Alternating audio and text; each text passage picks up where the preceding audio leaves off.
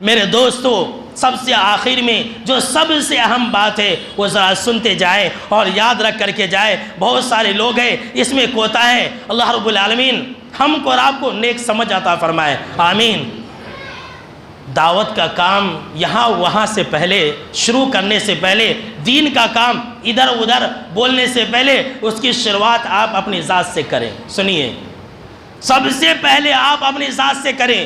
اور آج میں یہ اللہ کے گھر میں کہہ رہا ہوں، سنیے، کہ موجودہ زمانے میں سب سے آسان کام اگر کوئی ہے تو وہ ہے دوسروں کو نصیحت کرنا، اور سب سے مشکل کام اگر کوئی ہے تو وہ ہے خود نصیحت لینا۔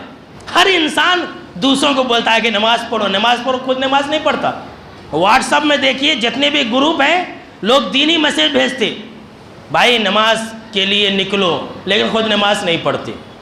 لوگ جو ہے دوسروں کو دین کی دعوت دے رہے ہیں لیکن خود اپنی اصلاح نہیں کر رہے ہیں۔ اس کی مثال کیسے جانتے ہیں؟ طبرانی کی ایک روایت ہے حسن درجے کی، جناب محمد عربی صلی اللہ علیہ وسلم نے فرمایا کہ جو لوگوں کو دین کی طرف بلاتا ہے، نیکی کا حکم دیتا ہے لیکن خود نیک اعمال کو انجام نہیں دیتا ہے، تو ایسے لوگوں کی مثال ایک چراغ جیسی ہے، جو چراغ دوسروں کو تو روشن کرتا ہے لیکن خود کو جلاتا ہے۔